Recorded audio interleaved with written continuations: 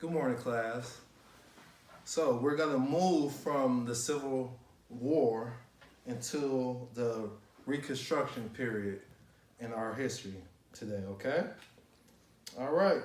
So we're going to be describing racial segregation, the rise of the Jim Crow, and other constraints faced by African Americans and other groups in the post-Reconstruction South.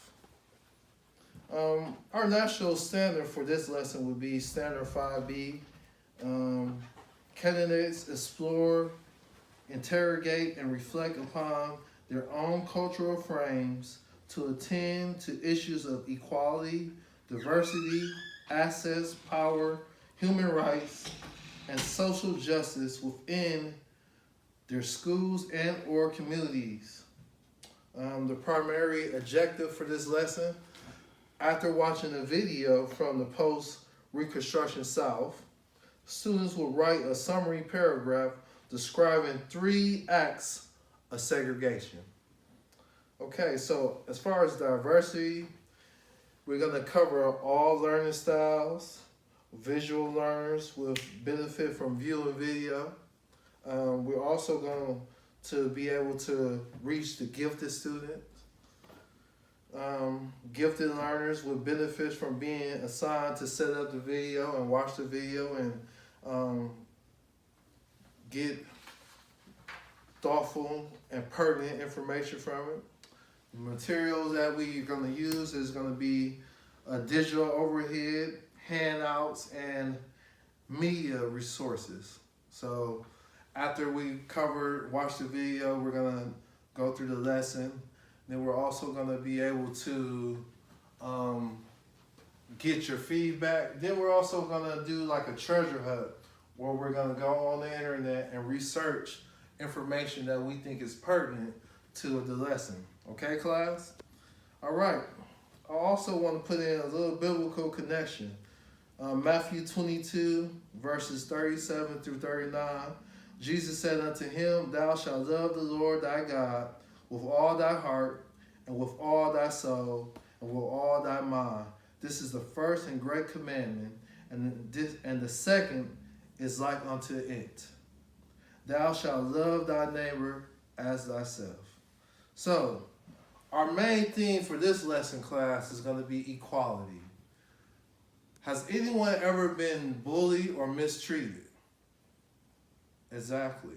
So, if you ever felt like someone has done anything to you unfairly and you felt that it was your right to be able to protest it or to disagree with what someone has done, then you can really relate into this section of history. In the post-Civil War era, it's called Reconstruction because literally the South, the southern states, were decimated by the war. A lot of the crops were messed up. A lot of plantations were messed up. People were displaced. And couple this with the fact that now the African Americans who were slaves were now not slaves. So you had a lot of things that just kind of swelled and bubbled and did things for this community that really had them in a position of transition. So what we really want to cover, we want to dive into the different levels of transition that the South and the entire United States had to go through.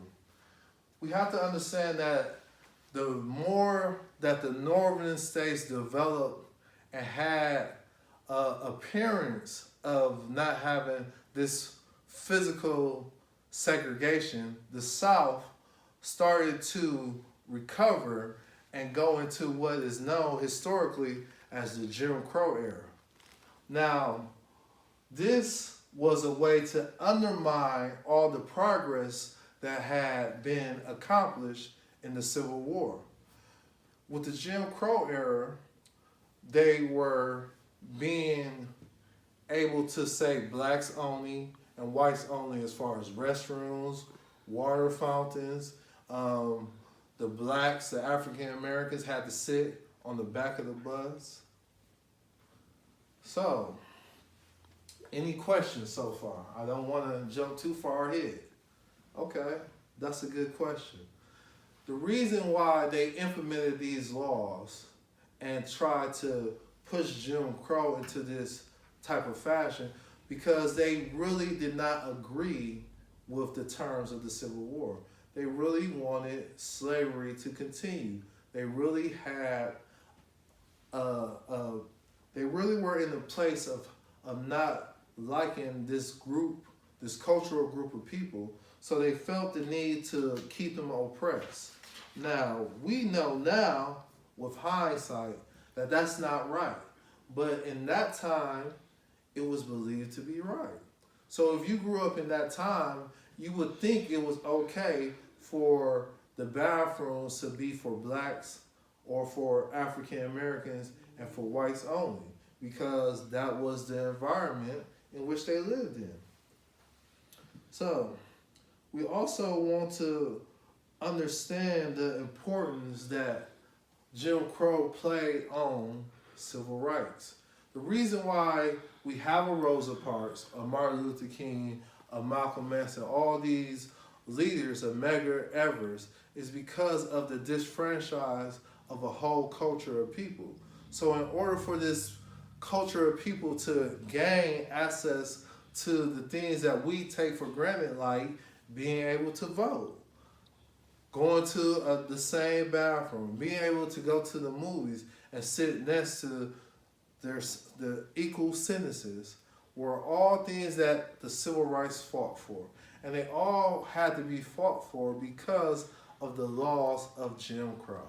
Jim Crow allowed for these laws to really scapegoat the people of that time. And when I say scapegoat, I mean it really gave them an excuse to be cruel and mean to this culture of people because they felt and deemed that they were superior.